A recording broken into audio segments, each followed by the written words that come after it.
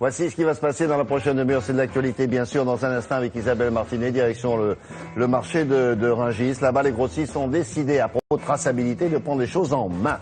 Ils vont augmenter les vérifications. Lesquelles, d'ailleurs? Vous verrez ça. Pour les 4 vérités, c'est Marine Le Pen qui sera l'invitée de Roland Sicard, car c'est son nom, dans quelques instants. Mais tout de suite, avec Isabelle Martinet, on va s'intéresser à ce que vous allez mettre dans votre assiette. Les vaches rousses, blanches et noires, sur lesquelles tombe la pluie, et les cerisiers blancs, mais d'une Normandie, une mare avec des canards, des pommiers dans la prairie, et le bon cidre doux, mais d'une Normandie. Le cidre, les canards, les pommiers, tout ça, ça se vérifie un peu, dans quelques années.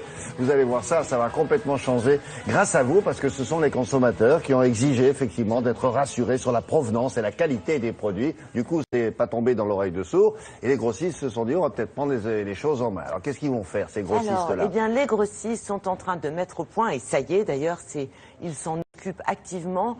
Ils font des tests, ils font des analyses, ils ont décidé de le faire. Alors certes, il y a bien sûr des contrôles qui sont effectués par la répression des fraudes chez les détaillants, qu'il s'agisse de restaurateurs, de marchés, de petits supermarchés, de gros supermarchés, tout est contrôlé. On peut déjà être rassuré sur ce point-là.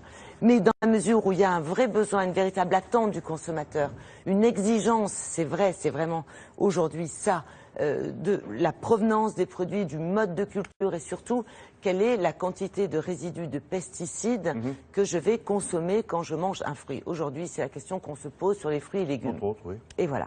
Donc les grossistes font des tests, ils font appel à des laboratoires indépendants de façon à ce que les produits soient analysés pour offrir encore plus de transparence.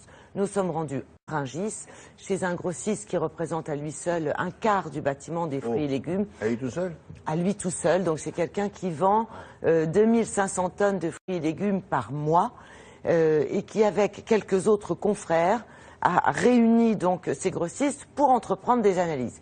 Nous étions sur place, voilà comment ça se passe, voilà ce qui est contrôlé avant la mise sur le marché.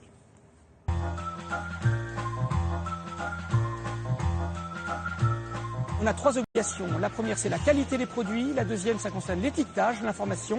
Et la troisième, c'est la traçabilité des produits. Tracer un produit, c'est-à-dire on doit être en mesure de dire à qui on l'a acheté, de quel endroit ça vient et à qui on l'a vendu précisément. Comme un certain nombre de mes confrères, je suis signataire d'une charte, fait le partenariat, qui consiste à contrôler un certain nombre de résidus de pesticides dans des produits en fonction d'un plan de prélèvement qui met en évidence des risques. Exemple, en Ile-de-France, au mois d'août, quand il va faire chaud et humide, il peut y avoir des attaques de pucerons ou de bestioles. Dans ces cas-là, le producteur peut être amené à traiter un peu plus. Nous, par rapport à ça, on va faire un prélèvement sur 300 résidus de pesticides. Alors ça, c'est pas la loi qui nous l'impose, mais c'est de l'autocontrôle et c'est une garantie supplémentaire pour nos clients et pour le consommateur. Ce matin, en l'occurrence, on a reçu un conteneur de tomates qui vient du Maroc. La tomate du Maroc actuellement est plutôt en fin de production et donc on a décidé de faire un prélèvement pour s'assurer que les conditions de production respectaient bien la réglementation.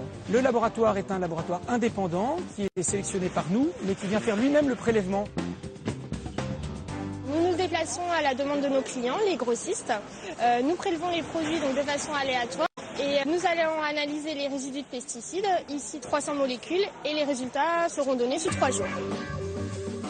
Normalement, nous sommes censés respecter strictement la loi. Ce que nous faisons, ce que les producteurs font. Et la DGCCRF est là pour le garantir. La DGCCRF, c'est les fraudes, quoi, le contrôle. Absolument, voilà. Direction générale de la concurrence, de la consommation et de la répression des fraudes. Et je précise bien que le grossiste est responsable des produits qu'il vend. C'est important. C'est pour ça aussi qu'ils ont tout intérêt, tout le monde s'y retrouve, à faire ces analyses. Merci beaucoup.